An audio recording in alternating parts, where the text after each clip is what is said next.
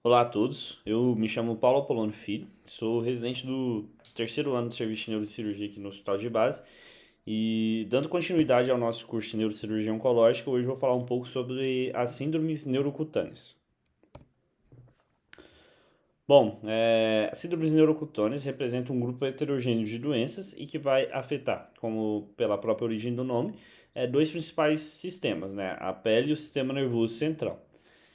A correlação e a possibilidade de afetar esses dois sistemas vem do seu desenvolvimento embrionário, né, que são dois sistemas originários do ectodermo embrionário. Então, por isso que as mutações genéticas permitem alterações desses dois locais.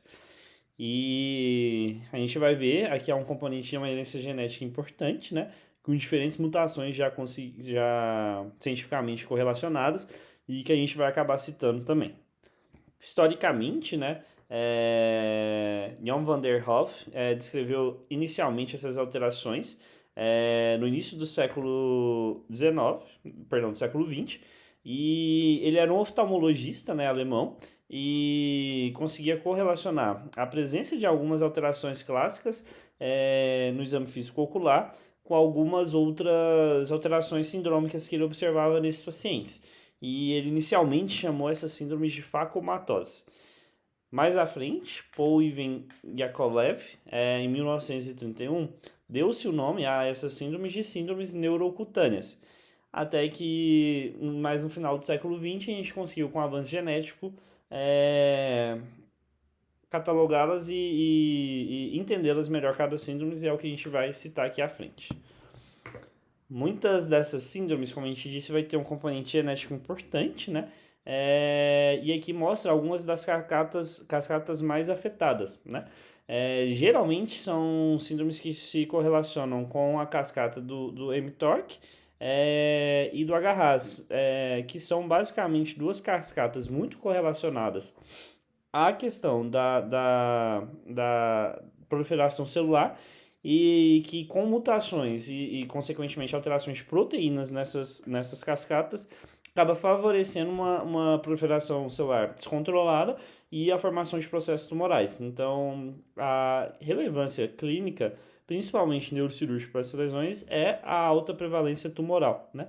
Então, a predisposição tumoral e a gente vai acabar vendo isso em cada uma das específicas síndromes. Esse quadro é bem legal, que vai citar aí onde que estariam as principais mutações das síndromes que a gente vai estudar dentro dessas cascatas, como por exemplo a neurofibromatose, complexo tuberose, esclerose e algumas outras, e a gente vai aprofundando isso daí. Essa é mais uma visão geral para a gente ir aprofundando daqui para frente, tá bom? E vamos então iniciar. A primeira síndrome que eu quis trazer, e exatamente pela sua importância, é a neurofibromatose tipo 1, né? A neurofibromatose tipo 1 é a síndrome neurocutânea mais comum. Ela vai ter uma incidência de aproximadamente 1 a cada 3.000 a 4.000 pessoas. 1 a cada 3.000 a cada 4.000 nascidos vivos. Ela vai se expressar por uma mutação, né, no gene NF1, né? Esse gene fica no braço ali do cromossomo 17 e esse gene está ali na cascata do RAS, né, da proteína RAS, e sua função principal é a produção da neurofibromina, né?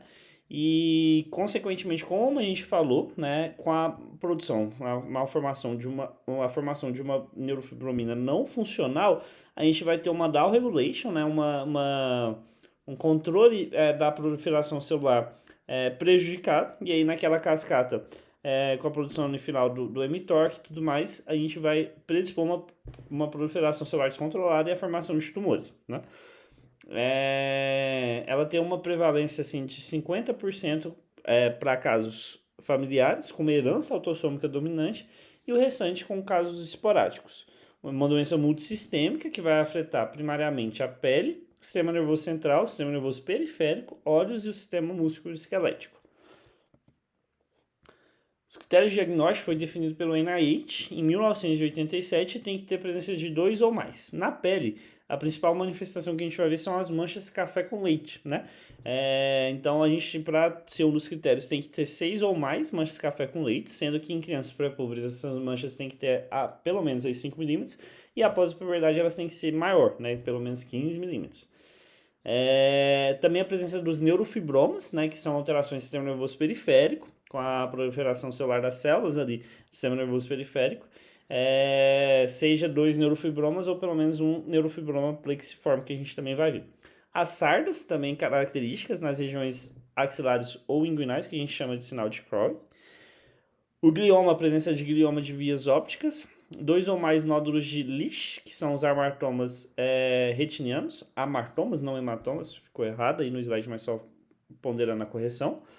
Uma lesão óssea típica, sendo as principais a displasia da asa do esfenoide, ou afilamento cortical de um osso longo, com ou sem pseudoartrose, e a presença de um parente de primeiro grau com diagnóstico de neurofibromatose tipo 1 pelos critérios anteriores, né? Então a gente tem que ter 2 ou mais desses critérios. Aqui trazendo as principais manifestações da síndrome na pele, como a gente disse anteriormente, o grande marcador da doença é as manchas de café com leite, né? E ela vai estar presente em praticamente todos os indivíduos, né? Então, são essas manchas bem características que a gente consegue ver. Lembrar do tamanho, né? Para idade da adolescência e adulta tem que ter pelo menos 15 milímetros. E bem característica. Nessa mesma foto a gente também consegue ver as sardas, né, com essas máculas de um menor diâmetro, mas bem povoada também, né, com uma grande prevalência e também é característica da síndrome. Os neurofibromas, né, então são as manifestações do sistema nervoso periférico com proliferação celular das células ali da microglia, né, vai estar presente em aproximadamente 30% dos pacientes e o risco dele ter uma transformação maligna no curso da doença é de aproximadamente 10%. São sinais que vão chamar a gente para isso, né, para a gente observar, principalmente nos neurofibromas plexiformes, o crescimento dele muito acelerado, a presença de componente álgico, o déficit neurológico agudo e uma textura mais endurecida. Então aqui uma representação do neurofibroma plexiforme, né? É um fator de muita morbidade, porque como a gente pôde ver aqui, né, dependendo da localização, vai trazer repercussão para o paciente, aqui a questão de obstrução de via aérea, necessidade de uma traqueostomia, então é também um fator de bastante morbidade na doença. E o grande marcador dessa síndrome no sistema nervoso central, o grande aliado que a gente tem que lembrar são os gliomas de vias ópticas, né? Essas lesões tumorais vão estar presentes em 15 a 20% dos pacientes, têm uma prevalência alta e tem uma maior incidência naquelas crianças menores de 6 anos, né? Esse tumor, né, ele pode aparecer em qualquer local das vias ópticas, né? Sendo a região pré-quiasmática um importante local no surgimento dessa lesão.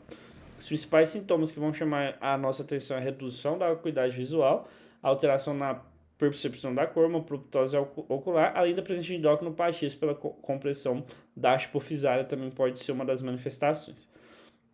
Geralmente esse bioma tem um anatomo patológico de astrocitoma pilocítico, ou seja, uma lesão glial de baixo grau, e ele costuma, quando tem correlação com a síndrome, ser mais indolente do que naqueles casos que ele surge de forma esporádica. O tratamento geralmente é conservador, né? A gente vai pensar na quimioterapia quando há surgimento de sintomas visuais. Pode-se fazer a biópsia em casos de dúvida, né? E a ressecção cirúrgica com a quimio e a rádio em tumores que têm uma progressão rápida também seria uma opção. Então aqui mostrando, né, em uma ressonância, a gente consegue ver na via pré-quiasmática essa alteração na via pré-quiasmática no nervo óptico aí à esquerda. Pode também ter gliomas em outros locais, né? 2 principais, gliomas de tronco encefálico. Também, como nos gliomas das vias ópticas, né? A gente tem um componente mais indolente quando comparado com o surgimento esporádico dessa lesão. Tende a não progredir do ponto de vista radiológico e clínico e costuma também ter uma conduta expectante, a não ser que tenha uma progressão rápida. E os gliomas cerebelados, né?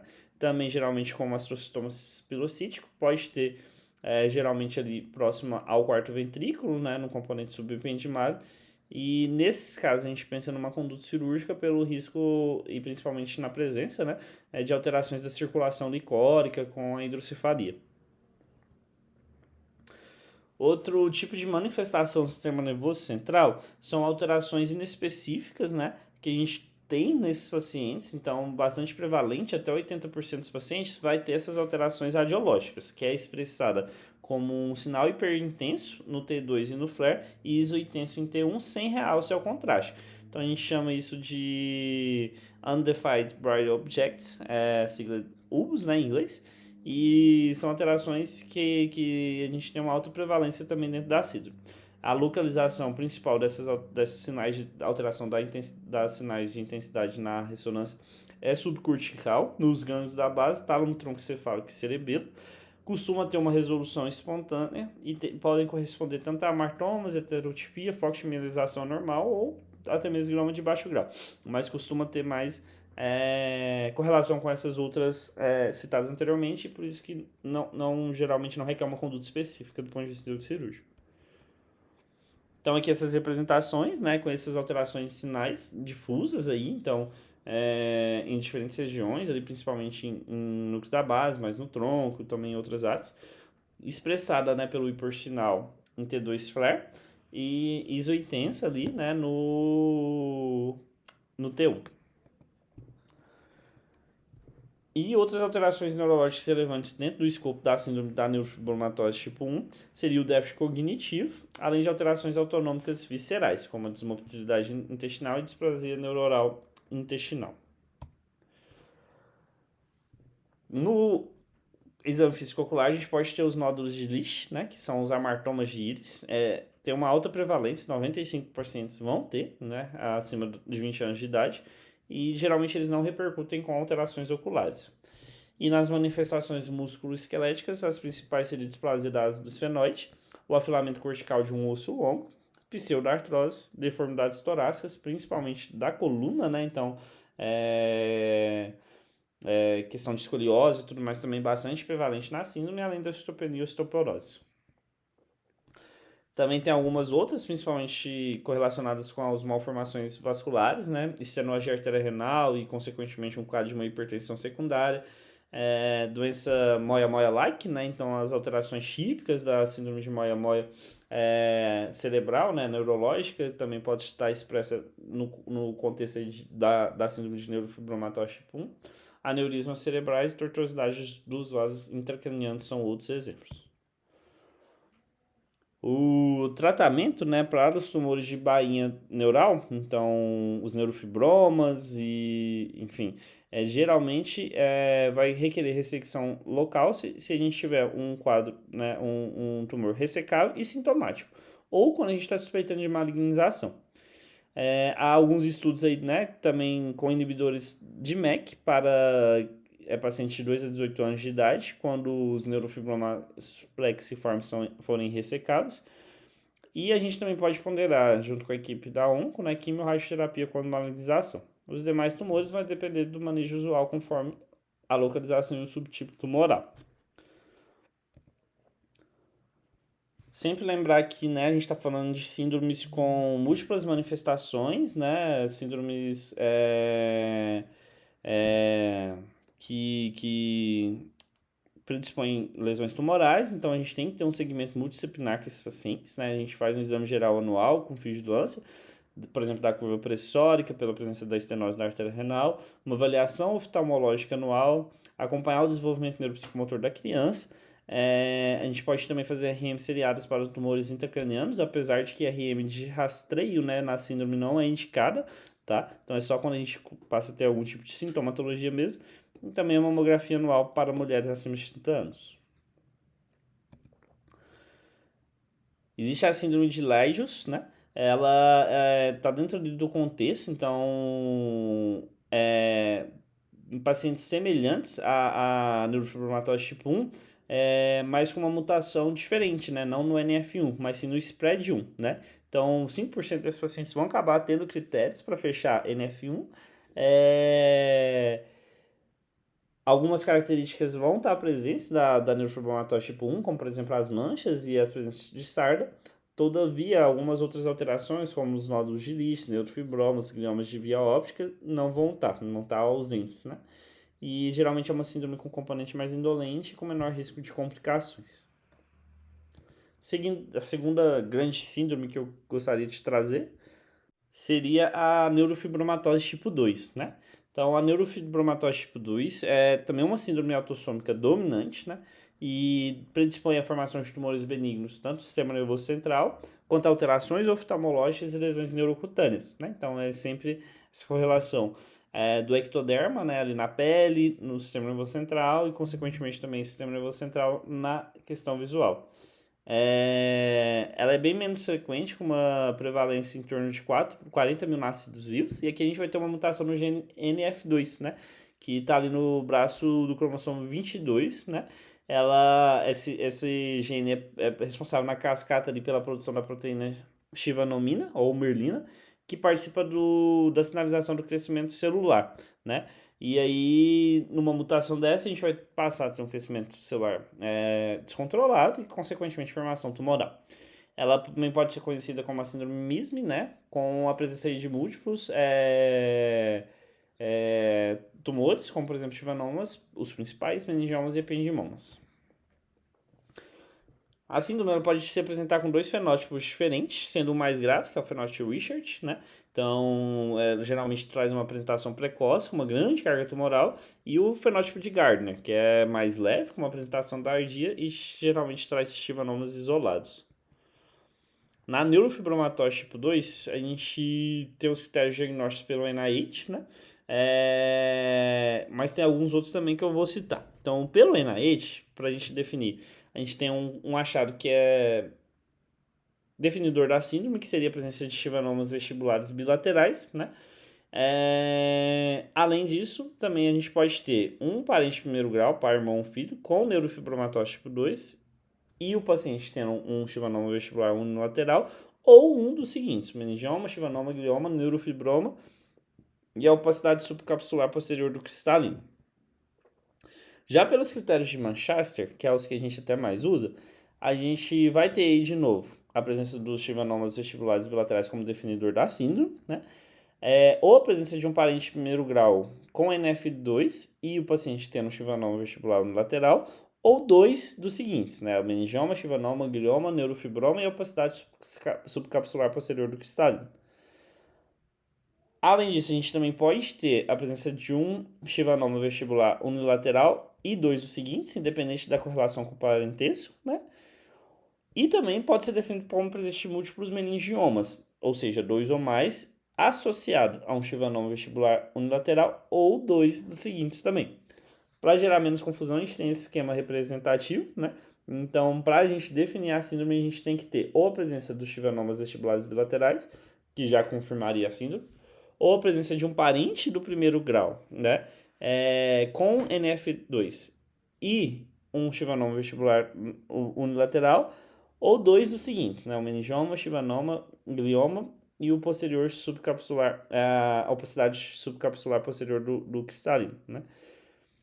Ou a gente pode ter um chivanoma unilateral com dois seguintes independentes da correlação familiar, ou a presença de múltiplos meningiomas com chivanoma unilateral, ou associado a qualquer um dos seguintes, né? Um ependimoma, um chivanoma em qualquer outra localização e a opacidade posterior do cristalino. Então, aqui fica um pouco mais fácil de visualizar. Acho que o grande marco aqui diagnóstico é lembrar da presença de chivanoma vestibular bilateral como definidor da síndrome, né?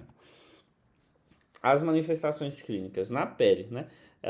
Aqui a gente costuma ter manifestações menos expressivas que nas outras síndromes, principalmente quando comparamos aí com a NF1, né? Mas a gente pode ter a presença de nódulos na pele, neurofibromas, também as manchas de café com leite e áreas com hiperpigmentação.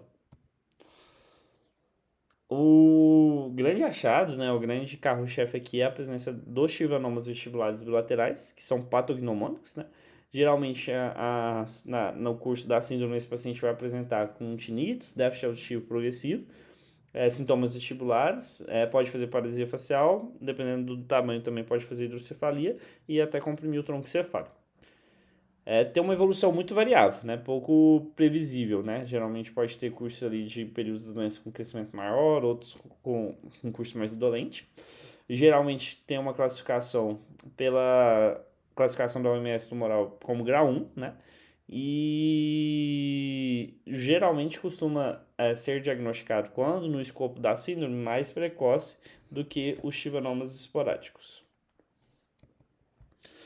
Outros tumores do sistema nervoso central que pode aparecer seriam os chivanomas de outros nervos cranianos, aí principalmente o óculo motor e o trigêmeo, além dos meningiomas intracranianos, né, que geralmente aí vai estar presente, perdão, em 50% dos casos, E também como tumores intrarraquianos, né? Também com uma prevalência muito alta, aproximadamente 90% dos casos. Os tumores intrarraquianos podem ser schwannomas, podem ser meningiomas, esses dois extradurais, e também pode ser ependimomas, quando a gente está falando de tumores intramedulares. Então, aqui as representações das principais alterações neurológicas na neurofibromatose tipo 2, né? Inicialmente aí com a presença dos schwannomas vestibulares, né? Então, bilateral a gente vai definir a síndrome. A prevalência alta também dos meningiomas, né? Podem ser múltiplos e tudo mais.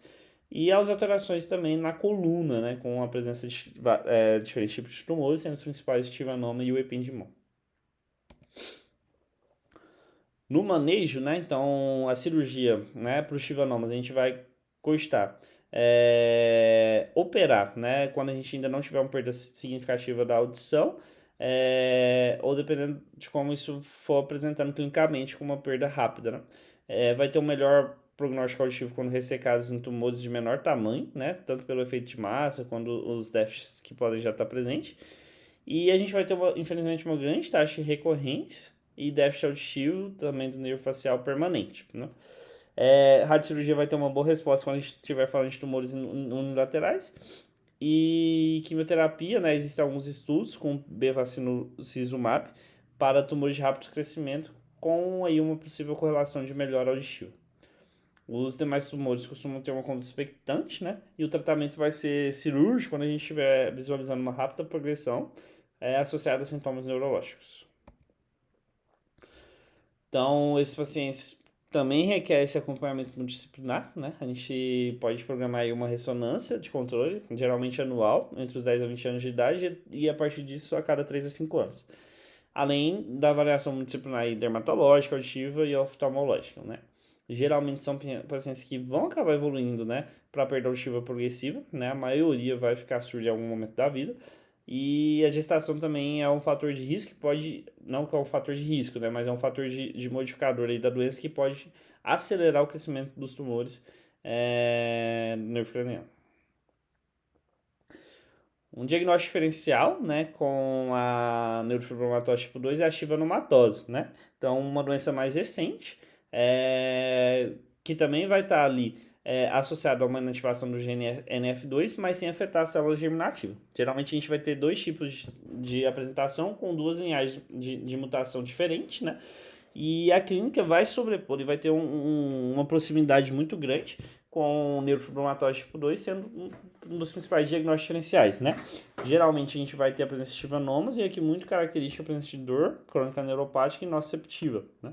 Então, os diagnósticos essenciais seriam a presença de 2 ou mais schwannomas, né?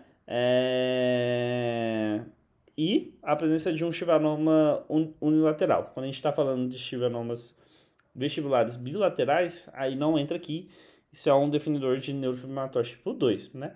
A gente pode ter também um schwannoma ou meningioma associado a um paciente, né, com um parente de primeiro grau com essa síndrome, né?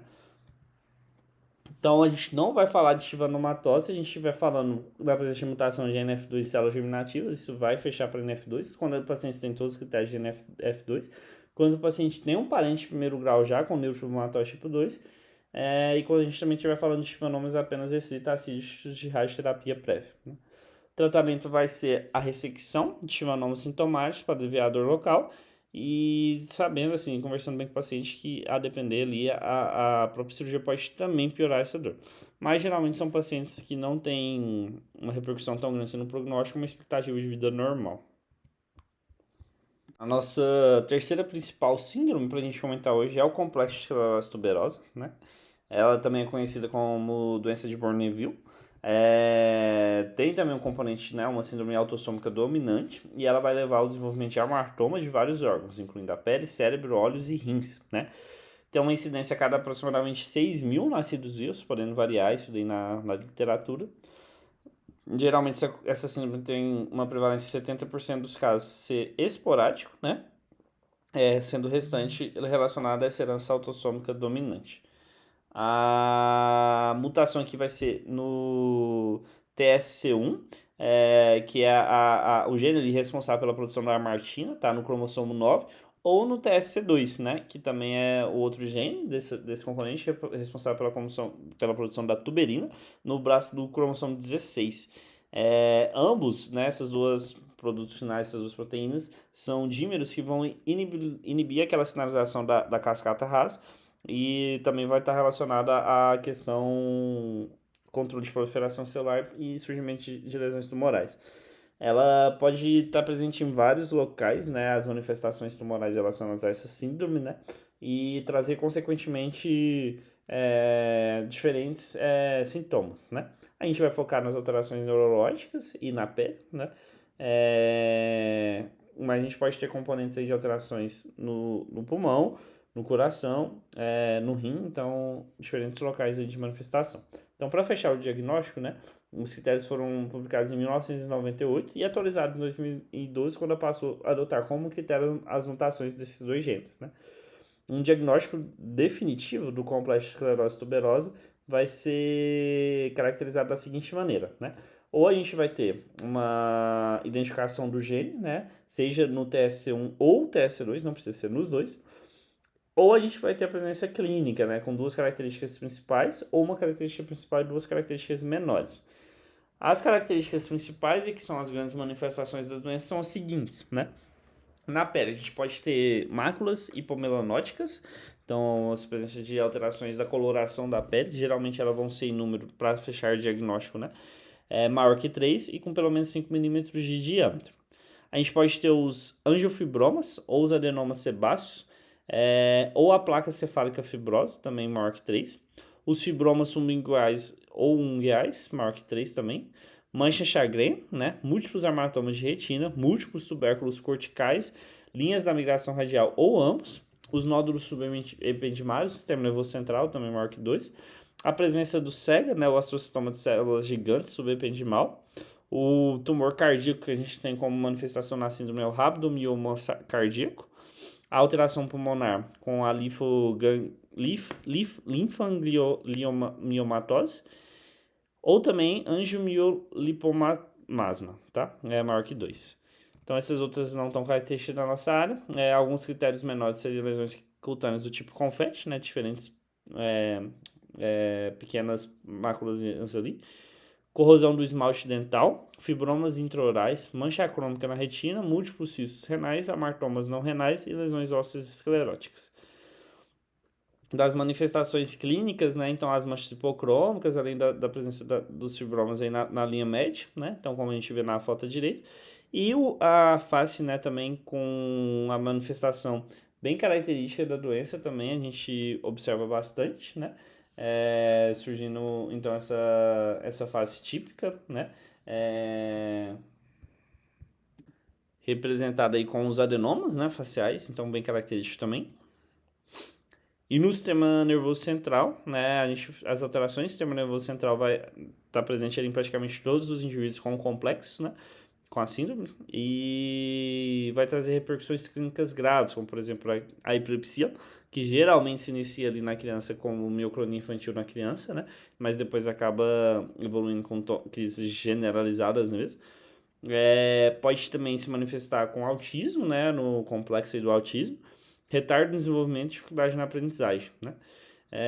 3 apresentações principais dentro do escopo do sistema nervoso central vão estar presentes, que são os túberes corticais, os amartomas, amartoma subependimário e o astrocitoma subependimário células gigantes, o SEG.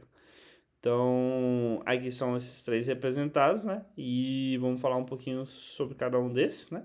Então, principalmente o SEGA, né, o astrocitoma subependimário de célula gigante, vai estar presente em aproximadamente 5 a 20% das pessoas com complexo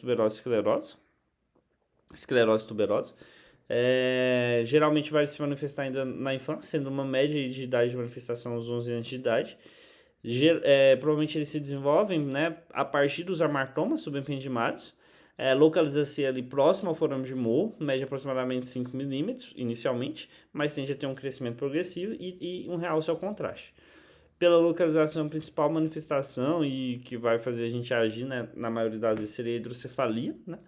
E aí, principalmente na presença da hidrocefalia, o tratamento vai ser a ressecção, né? Sendo também a possibilidade do uso do everolimus, né, como inibidor da cascata do genes relacionado e seus produtos, ou uma conduta expectante se a gente não tiver sintomatologia também. Para o complexo, né, assim como as outras síndromes que a gente falou, a gente tem que manter esse acompanhamento multidisciplinar, né? Então, a gente pode ter manifestação tumoral em diferentes órgãos, então essa vigilância é extremamente importante. A gente pode sugerir ressecção de focos epileptogênicos, né, em caso de refratariedade medicamentosa. E para as demais lesões, geralmente uma conduta expectante, né, associada a medicações antiepiléticas. E para a infância, né, o corticoide também pode ajudar bastante nas mioclonias na infância. A nossa quarta grande síndrome é a síndrome de Sturge-Weber, né? Ela também pode ser chamada de angiomatose encefalotrigeminal ou angiomatose encefalofacial.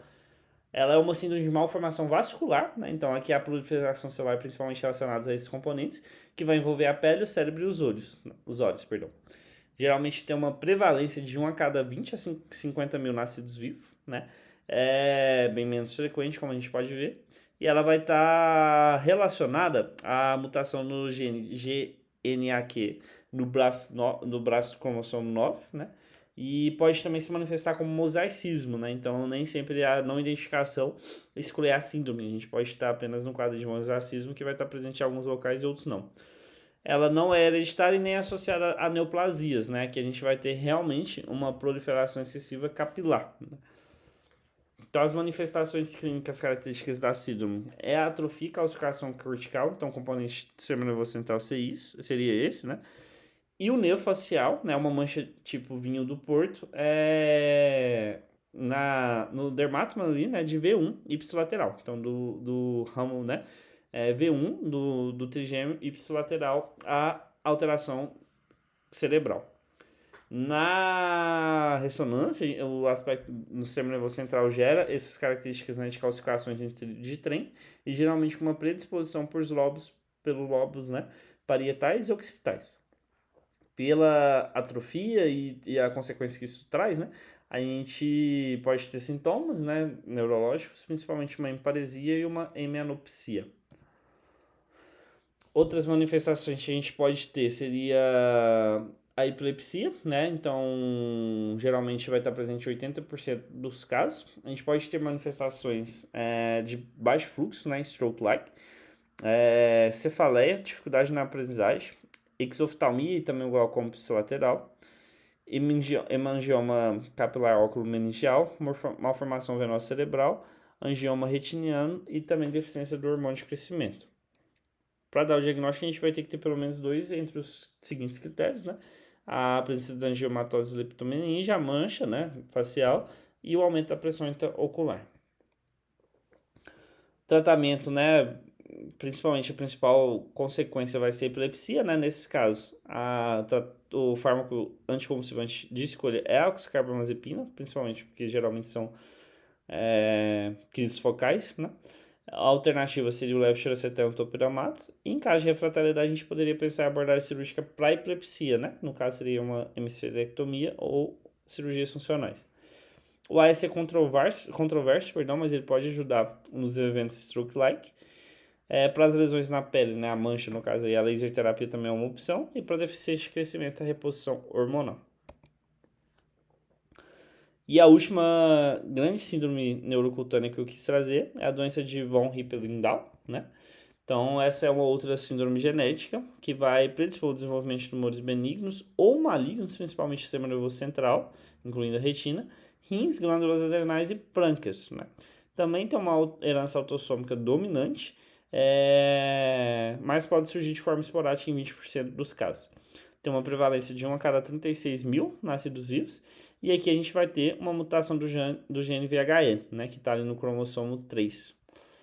Essa mutação vai predispor a uma alteração também muito relacionada com a angiogênese, como se tivesse ali o tecido percebendo uma diminuição do oxigênio que está chegando para ele, e aí ele acaba se multiplicando, fazendo uma angiogênese de um tumor de crescimento progressivo. Então aqui a gente costuma ter tumores muito vascularizados, né?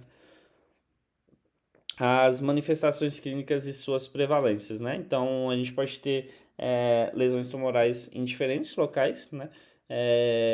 Do sistema nervoso central, chama atenção aí os hemangioblastomas, principalmente no cerebelo, né? Mas também podem estar na retina. O tumor de saco endolinfático, né? Na medula a gente também pode ter hemangioblastomas medulares, né? E aí a gente pode ter nas glândulas adrenais feocromocitoma, no pâncreas, né? Diferentes tipos tumorais, como por exemplo cistos ou os tumores neuroendócrinos. Nos rins, o carcinoma de célula renal, talvez o principal aí, componente de mortalidade na síndrome, né? E também alterações testiculares. Então, a prevalência, né, o cerebelo aí com os hemangioblastomas, né, tem a maior prevalência, 80% desses pacientes vão acabar tendo, né, mas a gente vê também que a prevalência é muito alta nos outros órgãos, né, no pâncreas, nos rins e tudo mais.